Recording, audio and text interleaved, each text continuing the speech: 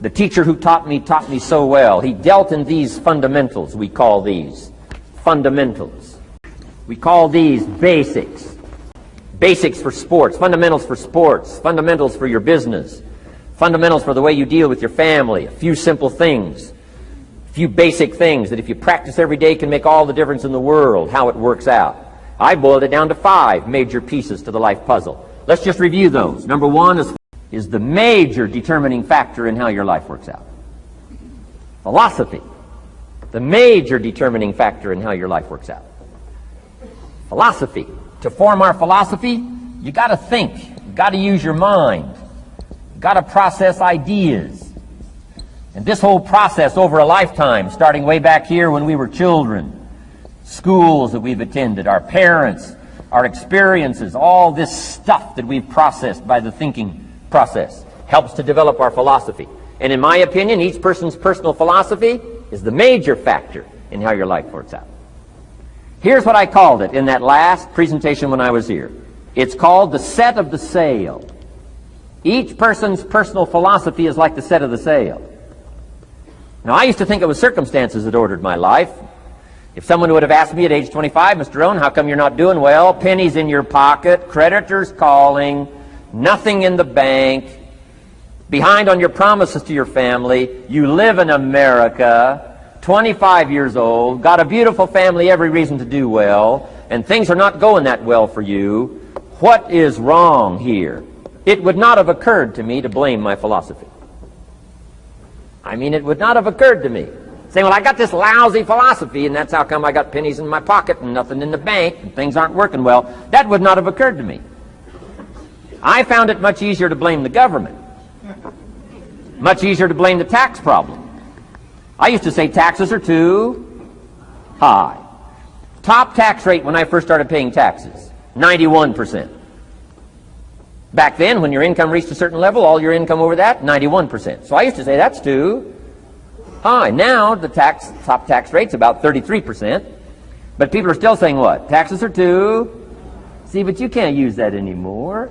If it's gone from 91 to 33, how could it be too high? Come on. I threw all that old excuse stuff away. Some people found it, though, and they're using it these days. My old list. I used to blame the traffic, the weather, used to blame circumstances, right? People say I'm too tall, I'm too short, I'm too old, I was raised in obscurity, raised on a farm, parents of modest means, all the stuff. If you were to ask me, how come you find yourself here, Mr. Rohn, age 25, living in America, land of abundance and opportunity, pennies, zero in the bank, not doing well, creditors calling, it would not have occurred to me to blame my philosophy. I found it easier to blame the company policy. I used to say, if this is all they pay, how do they expect you to do well?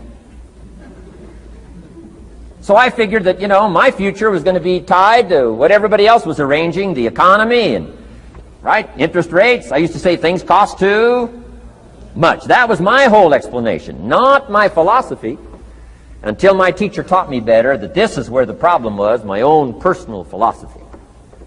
Here's what's exciting about each person's personal philosophy. That's what makes us different than dogs and animals and birds and cats and spiders and alligators. That's what makes us different than all of the life forms. The ability to think, the ability to use your mind, the ability to process ideas, and not just operate by instinct.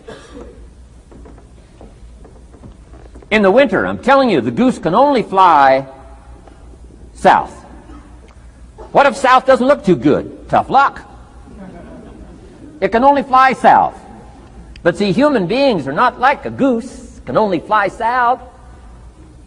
I mean, you can turn around, go north, you can go east, you can go west, you can order the entire process of your own life. And we do that by the way we think. We do that by exercising our mind. We do that by processing ideas and come up with a better philosophy, a better strategy for our life, goals for the future, okay? Plans to achieve those goals. All this comes from developing our philosophy. Philosophy helps us to process what's available. Well, when we get here, we got seed, and we got soil, and we got some rain, and we've got some what? Sunshine, and we've got some seasons, and what? The miracle of life, Now the key is, what do you do with all this stuff? How do you turn all this stuff that's available here into equity and promise and lifestyle and dreams and future possibilities? All of this that's possible now with human beings, how do you take all this stuff and turn it into this equities and values? Well, it starts with philosophy. What is the seed? What is the soil? What is the sunshine? What is the rain? Is it possible to take some of each of all the stuff that's available and turn it into food and turn it into value and turn it into nourishment and turn it into something spectacular and unique that no other life form can do? And the answer is yes. But you cannot deal with all this stuff and what to do with it unless you start refining your philosophy. Think, use your mind, come up with ideas, and strengthen your philosophy. So the seed and the soil and the rain and the sunshine, this is called, the economy and the banks and the money and the schools and everything that's available out there, processing information, what to do with all that, and turn it into equity and value. That is the major challenge of life, my personal opinion. So each person's personal philosophy now is going to determine what you're going to do with seed and soil and sunshine and rain and miracle, the change of seasons. That's it. My personal opinion. Each person's personal philosophy is like the set of the sail. That's what this seminar is for today. Help you to trim a better sail. You don't need a better economy. You don't need better seed and soil. In fact, when it comes to seed and soil and rain and sunshine and seasons and the miracle of life, that's all you got. Now, what if you blame this stuff? Then you're blaming all you got. If you blame the economy, and you blame the schools, and you blame the teachers, and you blame the sermons and the preachers, and you blame, the marketplace, and you blame the company and company policy, what else is there? When some people get through with their blame list, there isn't nothing else. That's all there is. And if you blame the only thing you've got to work with, I'm telling you, it's called mistake colossal. In not understanding that that's all you've got to work with. And if this is all you've got to work with, then you don't change the seed, and you don't change the soil, and you don't change the rain, and you don't change the sunshine, you don't change the seasons. Right? Guy says, I'll take 3 springs, 4 summers, 9 falls, no winters. No! You can't fool with this stuff. You got to take it like it comes. Then what do you change to make your life work well? You got to start with your philosophy.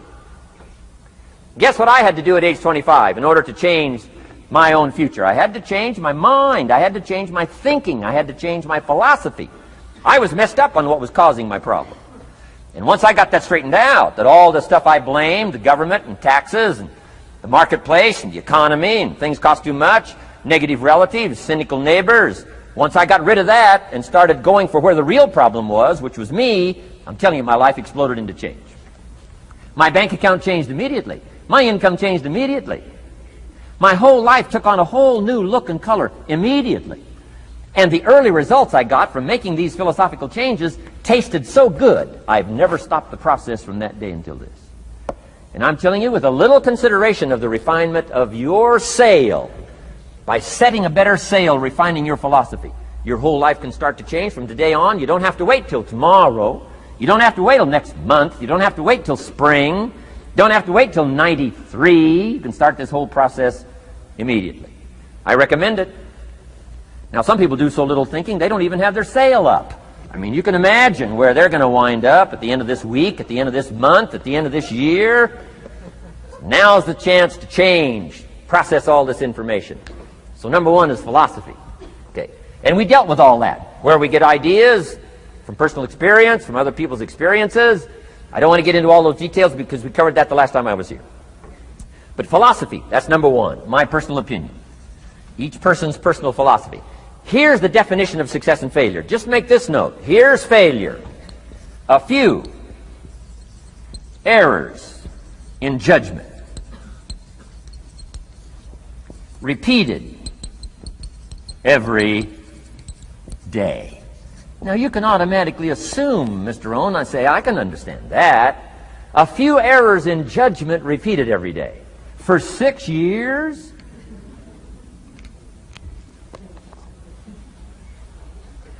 I'm with my father. I think I told this story the last time I was here. My father, 88 years old, he's never been ill, still hasn't retired. Not long ago, midnight, we're getting ready to go to bed. We've drilled a new well, got some extra water, got some more acres going. He's all excited. At midnight, we're getting ready to go to bed. My father's eating what he calls his midnight snack. A little bite to eat before you go to bed. Don't have to go to bed hungry. And I'm watching him eat this midnight snack. Guess what he had? An apple, a few graham crackers, and a glass of grapefruit juice. I said, no wonder my father's so healthy. My mom taught us all those good health practices. Taught me when I'm growing up, right? I'm an only child. I've never been ill.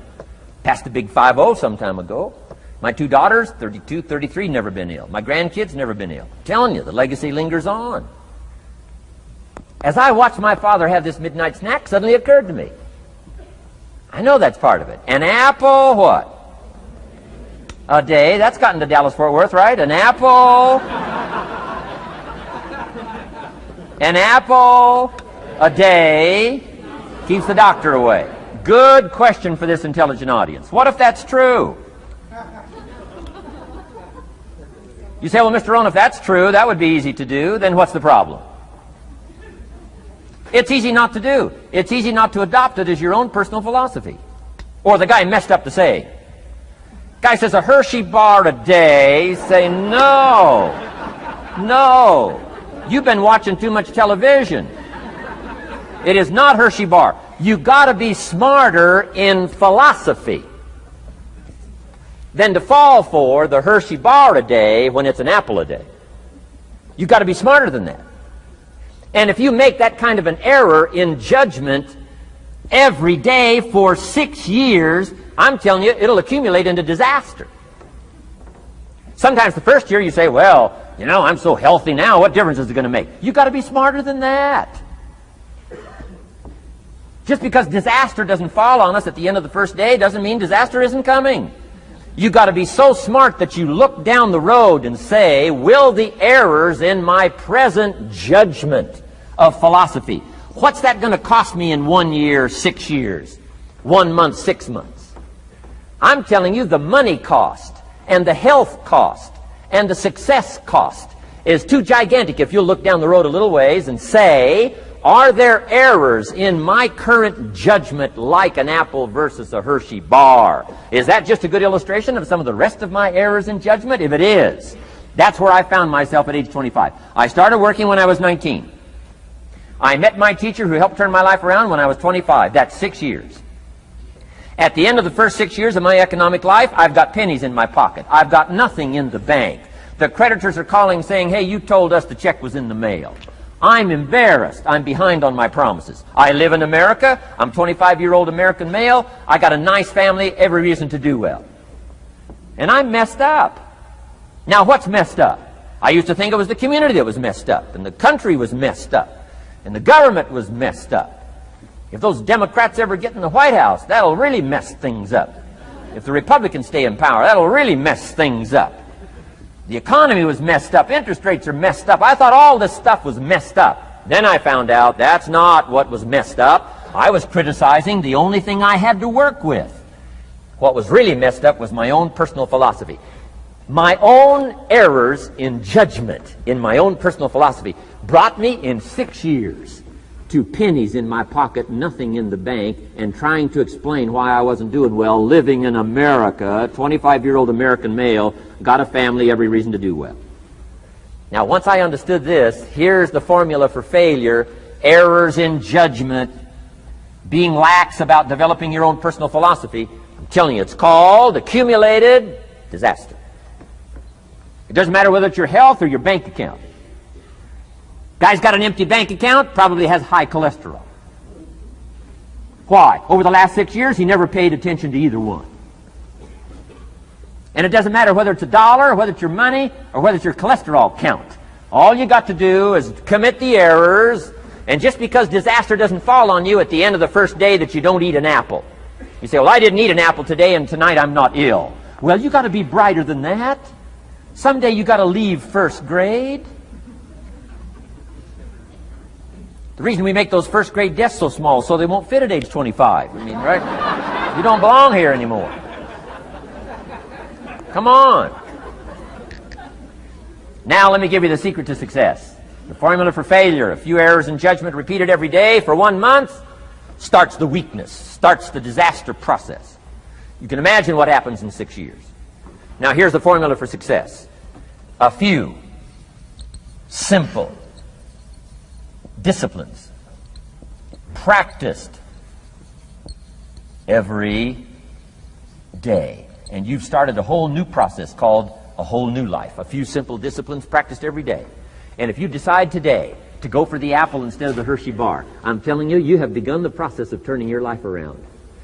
And if you keep up that process, not only with your health habits, but with your money habits and with your communication habits, with your sales habits and management habits and every other habit that you've got, if you'll start that process, eliminate the errors and replace it with disciplines practiced, I'm telling you, you can start this process of life change immediately.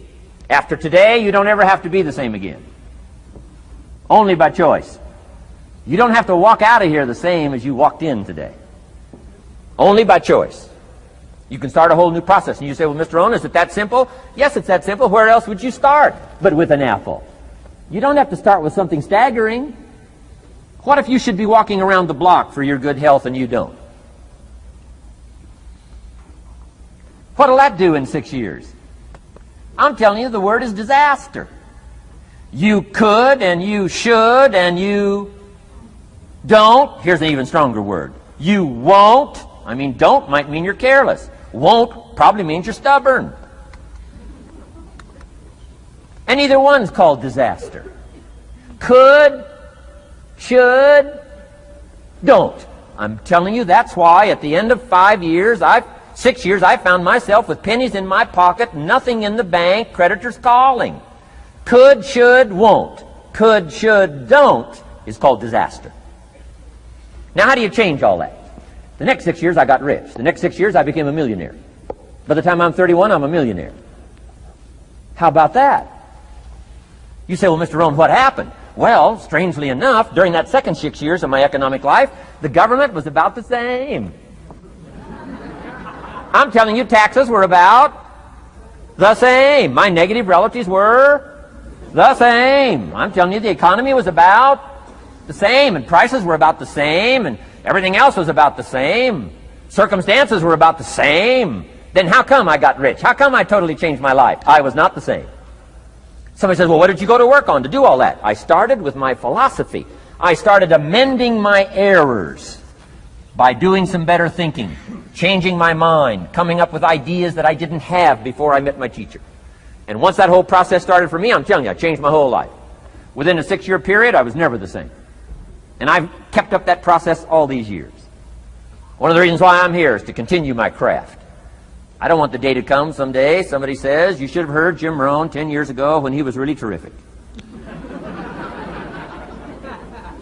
Guess what I want people to say?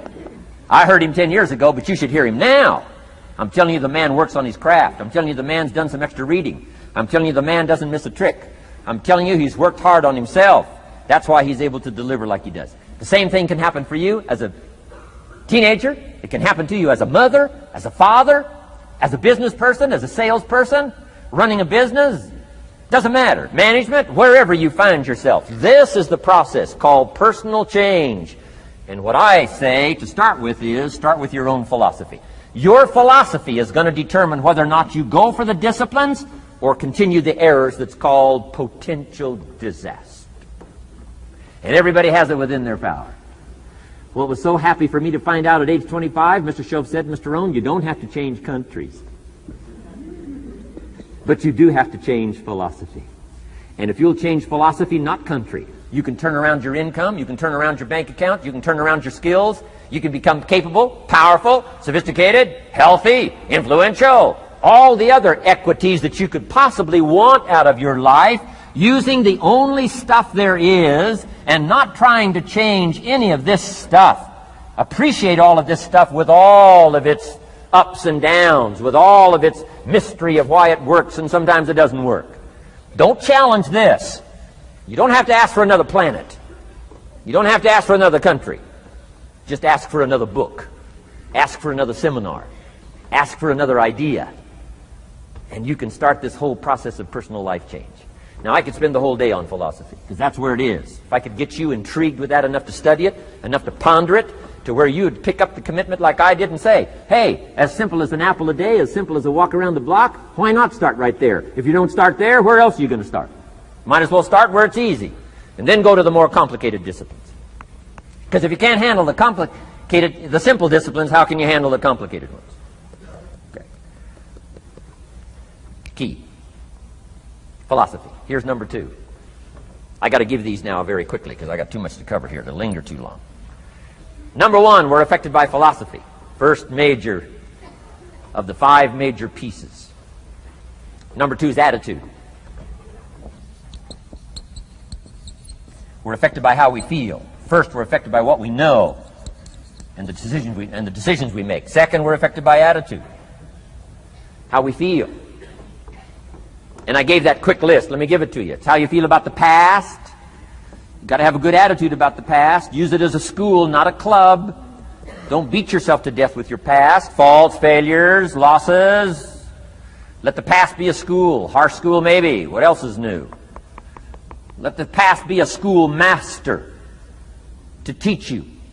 Not to threaten you, but to teach you. Okay. Next, it's how you feel about the future. Set your goals. We'll talk a little bit about that before we finish today. Goal setting.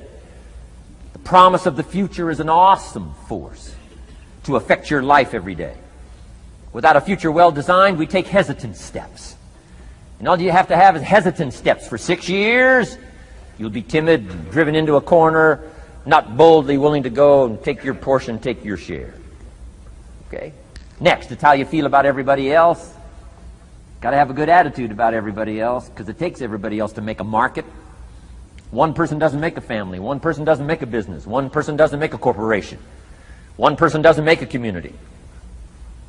One person doesn't make a nation. It takes all of us to make a dynamic economy, a nation second to none. It takes all of us to make the churches and make the economy run. It takes all of us to make the possibilities. All the gifts that have flowed in here the last 200 years, unprecedented in 6,500 years of recorded history. There's been nothing like it. The ethnic streams that have flowed in here brought their gifts, brought their talent, brought their skills, brought their inventions, brought their work ethic. All of it mixed together is called America. Been nothing like it in 6,500 years. And to miss the value of it by some, warped attitude about it, I'm telling you, you've missed it all. And if you have an appreciation for it all, you'll draw from it.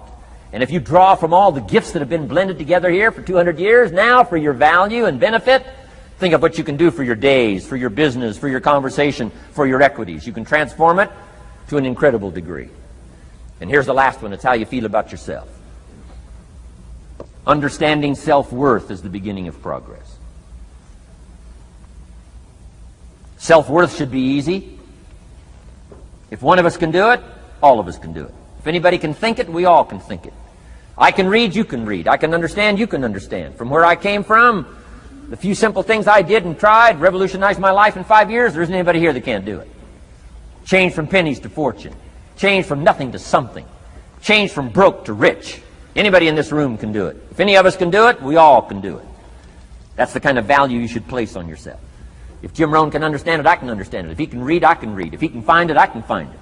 If he can change, I can change. If he can get it done, I can get it done. That's the attitude about yourself. So valuable. Okay?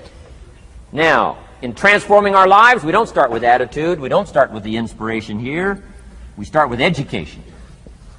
Somebody says, well, I expected you to just come get motivated today. Well, that probably won't do it. Somebody says, by now we should be standing on the chairs, waving a flag, singing the old gray mare. Get going here.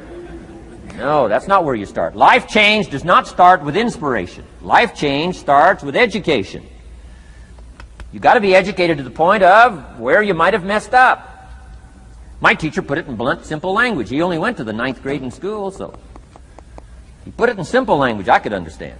He said, Mr. Rohn, after 6 years living in America, healthy American male, 25 years old, been working 6 years, 1 year of college, pennies in your pocket, nothing in the bank, behind on your promises. Shoaff said, I just got one simple explanation for that. You've messed up.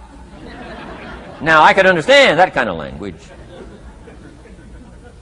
Substitute a Hershey bar for an apple means you've messed up. should walk around the block, could walk around the block, won't walk around the block, you have messed up. And all you got to go is write down through the list. Don't need some teacher to come by and tell you. Be your own best teacher, saying, hey, let me make a list of some places I've messed up. Because if I let this down, that probably affects the rest. And the answer is, that's true. So we don't start with inspiration. We start with education. Somebody says, well, just motivate this guy. He'll be all right. Just motivate him. Get him turned on. Probably not. If a guy's an idiot, you motivate him. Now you got a motivated idiot. No, he won't be all right. So we start with education. What's the first education? If it isn't going well and you live in America, you have messed up. You don't need to change countries. You say, well, the country's messed up. That's like cursing the soil and cursing the seed and the sunshine and the rain, which is all you got. Don't curse all you got.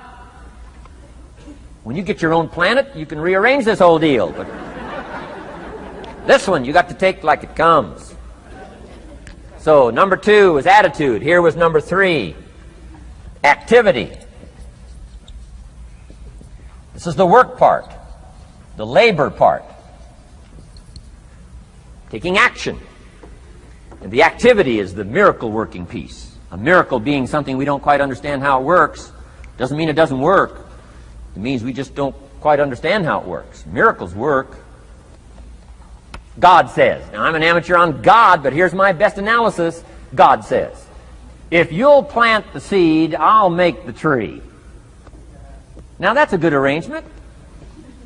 Number 1, gives God the tough end of the deal. What if you had to make the tree? That'd keep you up late at night trying to figure out, how do you make a tree? Say, no. I'm telling you, the mystery and the miracle of this stuff has already been set up. God says, I got the miracle going, I got the seasons going, I got some sunshine and some rain, and I'm God. But the way I've arranged it, I just need somebody to plant the seed, not chant. In California, they're trying to chant to get this stuff done. Forget this California stuff. You don't have to rub a crystal and sleep under a pyramid. This stuff's too easy. Getting rich is too easy. Changing your life is too easy. Forget all that.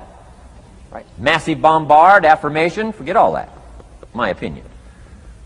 Ocean waves and seagulls? Come on, this stuff's too simple. Just simple, easy stuff. But if you neglect it, that's how it piles up year after year. But if you're willing to straighten it out. And here's one of the keys. It's called activity. It's called disciplines. Turning wisdom from your philosophy and inspiration, the strengthening of attitude and faith and courage, commitment, and all this stuff that comes from attitude. If you're willing to take these 2 qualities, philosophy and attitude, and invest it into activity, you can have a miracle. Anything short of that, no miracle. Wisdom doesn't perform a miracle. Attitude doesn't perform a miracle. The only thing that performs a miracle of increase called equity is called putting wisdom and attitude into discipline, into labor. And this labor now can perform a miracle. And here's the 2 parts to the labor. 1, do what you can. Number 2, do the best you can. Can't give you better advice than that. Number 1, do what you can. You just got to go home and make a list after today. And here's the question to ask as you make this personal list. What am I not doing that would be easy to do? That could greatly change my health, my wealth? What am I not doing I'm neglecting that would be easy to do? Just go home and answer that question personally. You don't have to put the answers on a public bulletin board. This is just all personal stuff. From the walk around the block to the apple to what to do with your money, which we're going to cover today. What does a child do with $1? We're going to cover that today. Errors in judgment, disaster. Few simple disciplines, wealth beyond imagination. And if you'll pick up the activity part, the miracle working part, plant the seed part, take care of your part. The soil will take care of its part, and the seed will take care of its part. The seasons will take care of their part. The miracle will take care of its part. If you'll take care of your part, called putting it into activity, action. Works miracles. 2,000 years ago, on April 13th, one of Jesus' disciples. Now again, I'm an amateur on the Bible, but best as I can remember it. One of Jesus' disciples said to Jesus, "It's time to pay our taxes and we don't have any money." That's how come I know it was about April 13th.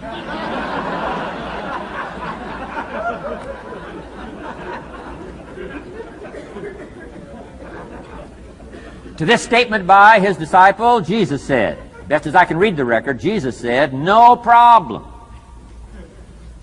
Now, why could he say no problem? Well, word has it, he was a miracle worker. Word has it, if you're a good student of history, word has it, he was a miracle worker. If you handed a problem to a miracle worker, what would he be inclined to say? No problem. You got to hang out with folks like that. I belong to a small group like that. We do business around the world. You hand these guys a problem, they say no problem. What? How many books would they read to solve it? Many as it takes. How early would they get up? Early as it takes. How much information would they get? Much as they needed. So it's what?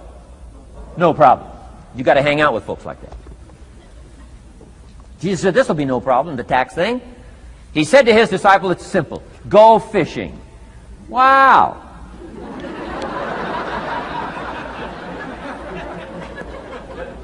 Now that was easy for this particular disciple. His name was Peter. And Peter was a fisherman. How clever. How clever. But here's the real problem. If you should fish, and you could fish, and you don't fish, you got no miracle. You could change, you should change, you won't change. That's called accumulated disaster. In 6 years, you'll be explaining instead of celebrating. Having some ragged list like I had, reasons for not doing well, pennies in my pocket. Could, should, don't, disaster. And if you'll just start the process of change, could, should, and will, you can start this whole process. And if you will, then put it into action. The miracle belongs to you. Jesus said to his disciple, it'll be simple. Go fishing, and the first fish you catch, look in his mouth. Peter said, okay. He was used to strange things happening in this relationship. Peter goes fishing, catches the first fish, looks in his mouth. Guess what's in the fish's mouth? Coins.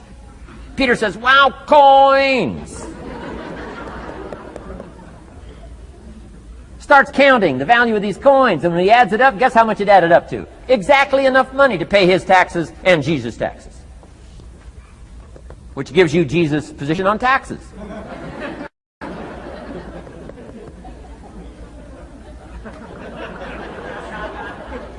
Okay. Now we call that what? A miracle. Only because we don't quite understand how it works. It doesn't mean it doesn't work. It simply means we don't quite understand how it works. But here's how you get a miracle going for your life. Number one, do what you can. Get a list of the stuff you could do and you haven't done, postpone, and start cleaning that up. You can't start at a better place for personal change. That'll affect your bank account, affect your future, affect your income, affect everything. You can't start a better life change process than cleaning up what you should be doing. The man says, well, my mother lives down in Florida. Should have written her 6 months ago. I just can't seem to get that letter written. I'm asking you to get that letter written, clean that up, and don't walk like other people walk. Don't postpone like other people postpone. You say, well, is it as simple as writing a letter? And the answer is yes. Where else would you start for life change, personal change? You don't need a pink package to fall out of the sky. You don't need massive bombard, pre-conscious, subconscious. Practice channeling, find a 2,000-year-old guru. I mean, you don't need any of that stuff. Pass on all that. Kids are afraid of that stuff. Too much of it, you'll be out on a limb with Shirley. I mean, don't pass on all that stuff.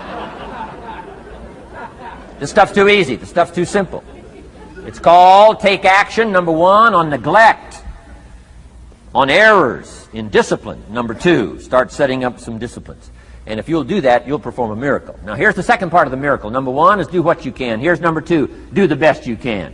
If that's not your philosophy, I would ask you to amend it. Let me give you the best of ancient script. Here's what it says. Whatever your hands find to do, do it with all your might, do it with all your strength, and do it with all your power. What a good philosophy. That kind of philosophy will revolutionize your life if you haven't picked it up lately. Guy slips in late, company doesn't seem to mind, slips out early, first one in the parking lot, heading for happy hour. Stretches his break, comes early for lunch, late back from lunch, company doesn't seem to notice.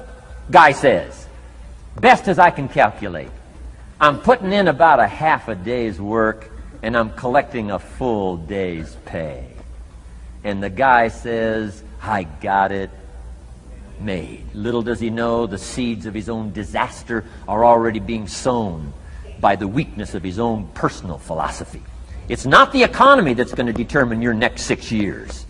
It's your philosophy about labor and about activity and about miracle and soil and seed and sunshine and rain and the economy and the banks and the money and the companies and the schools and what's going on. It's your philosophy and your attitude.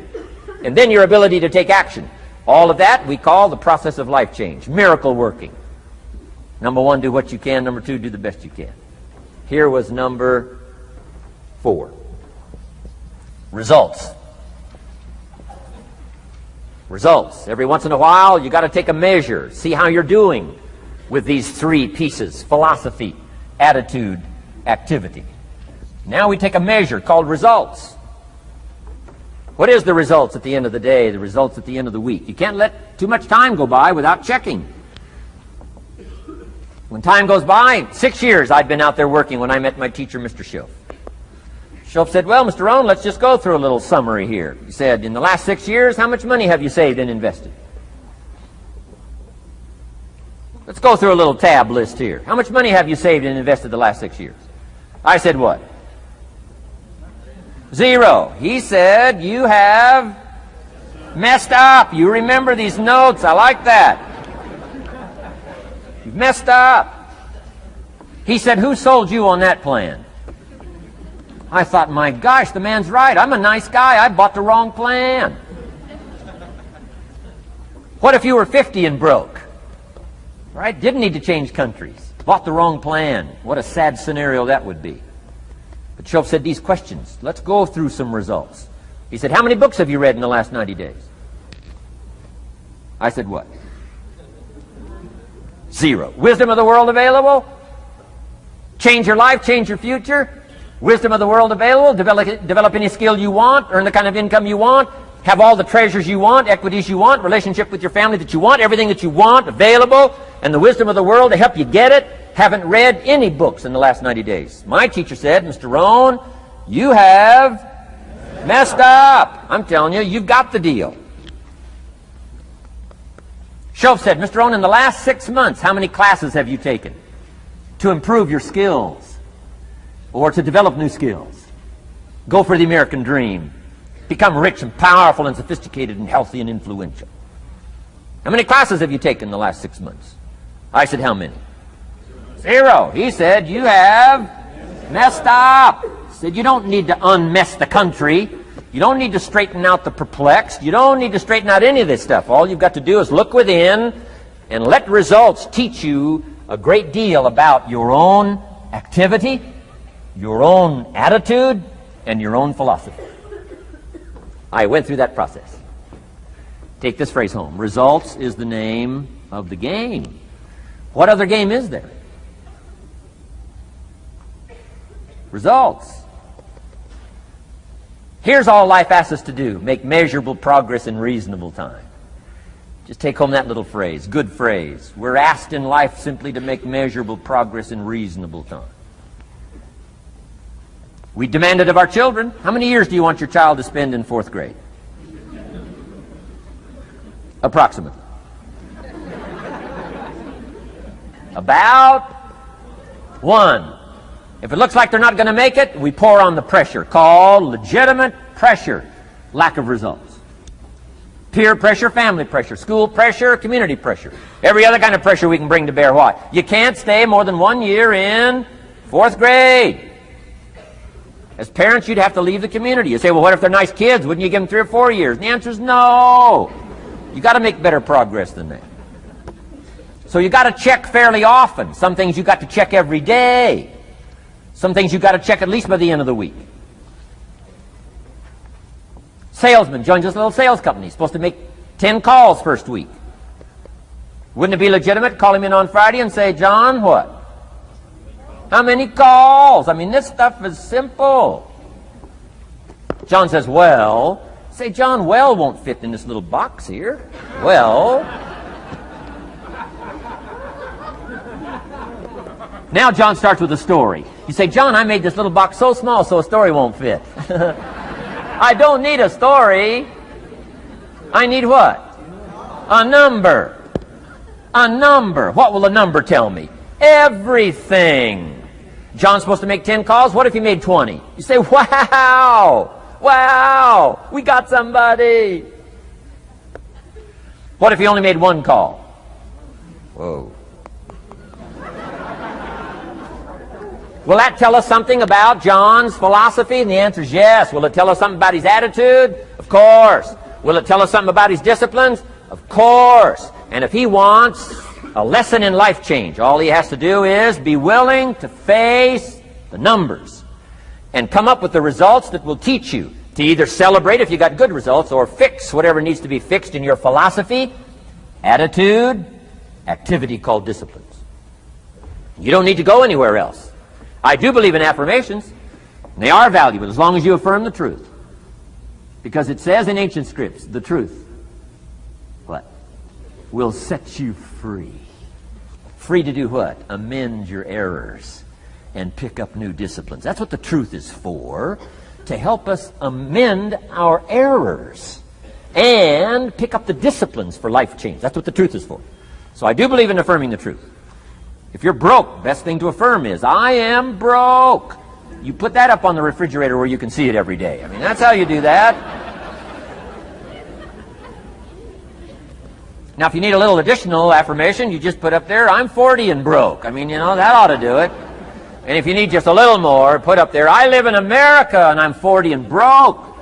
That's enough to turn your life around. It says, hey, something is wrong. Somewhere I have messed up. And I'm telling you, if you'll start with that, it's called the process of life change, and it doesn't matter how small the process is to start. One discipline starts it, and then one discipline feeds another, and the first thing you know, you've got this whole cycle in an upward positive motion. And it's called life change. It's called income change. It's called health change. Relationship with your family change.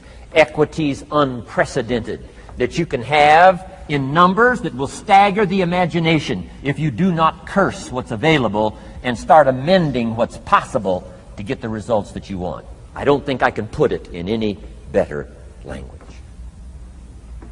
That's it. Kids can do it. Teenagers can do it. Parents can do it. Managers can do it. Right? Government officials can do it. Anybody can do it. Anybody can do this stuff called personal change. Wow. Results is the name of the game. Success is a numbers game. Good note to make. Success is a numbers game. You got to go for the numbers. You got to understand what the numbers are. How many pounds overweight should you be at age 50? Approximate.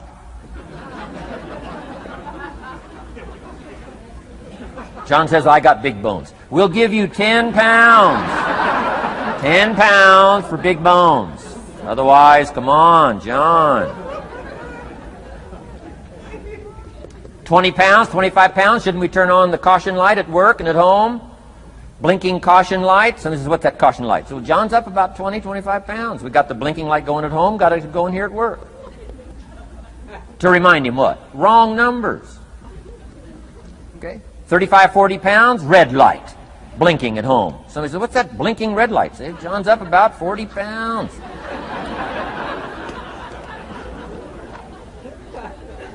£50, we got the siren. What's that siren at home and at work? John's up about 50 pounds. Cholesterol, almost out of control. Come on. Success is a numbers game. I'm asking you to be mature enough to start checking your own numbers. How many books have you read in the last 90 days? Transform your life.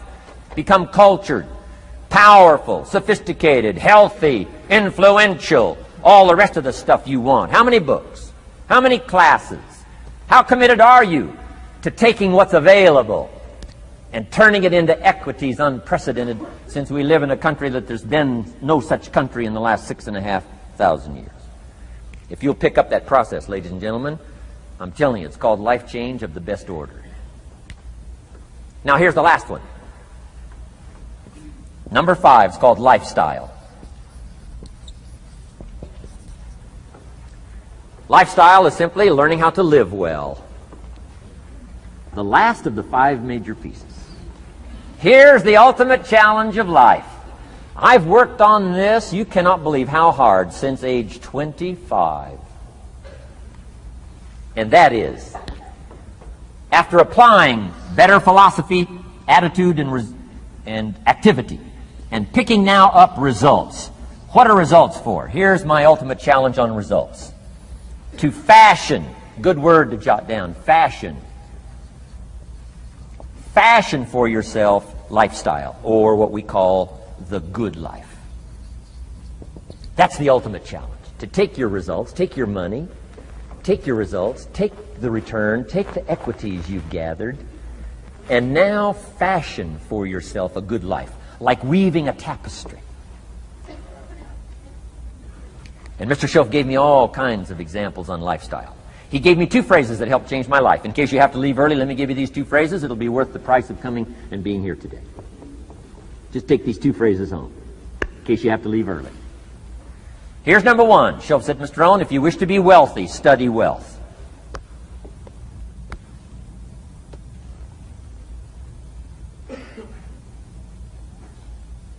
When he said that, I said, my gosh, I don't know anybody that studies wealth. Where am I going to learn it? He said, never mind, Mr. Rohn, now that you've met me, if you'll be with me for a while, he said, and if you'll commit yourself, he said, I will teach you. And he taught me. He taught me the books. He taught me the stuff. Changed my life. By the time I was 31, I was a millionaire. The man taught me well. If you wish to be wealthy, study wealth. If you were to show me your present economic plan, in a personal conversation between you and me, you say, Mr. Rohn, let me disclose for you my current economic financial plan for the future. Would I get so excited, I'd say, hey, I'm going to go across the country and lecture on your plan.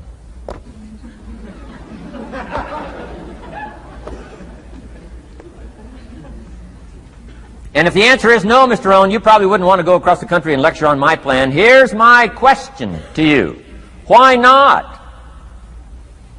Why wouldn't you have a superior, powerful financial plan that's taking you to the places you want to go? I'm asking you, if you find yourself caught like I was at age 25, make the personal commitment today and say, I'm going to study and I'm going to change, and 5 years from now, nobody's going to be able to say, how come you don't have a superior plan living in a superior country with superior opportunity? Nobody's going to be able to say that 5 years from now of me. If you'll make that commitment, I'm telling you, this will be one of the most exciting days of your life. Not because of my seminar. It'll be one of the most exciting days of your life because of your commitment to this simple little process I've outlined for you. Here was the second phrase.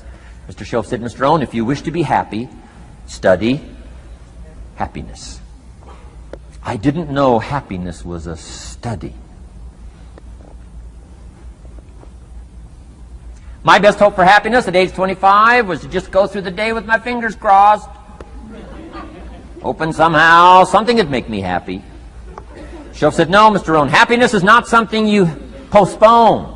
Happiness is not something off in the future. Happiness is something you design. You've got to get the word. Happiness is something you design.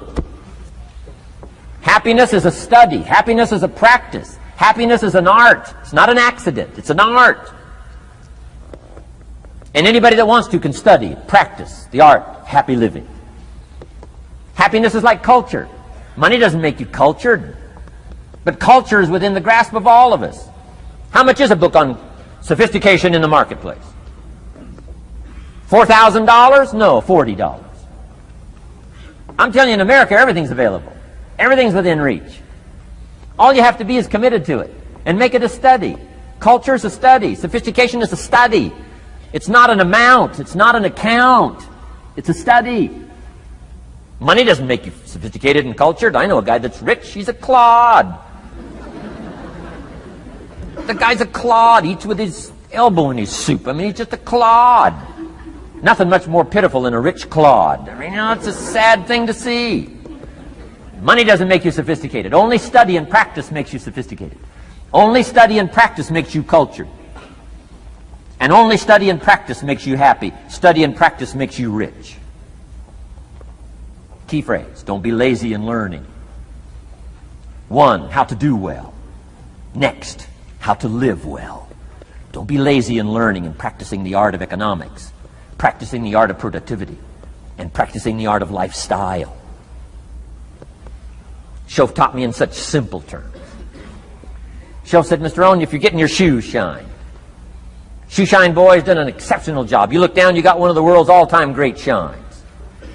And you pay him. Now, you got a little change in your hand. Question pops in your mind. Should I give him 1 quarter or 2 quarters as a tip from a neat shine? Here's what Shoaff said.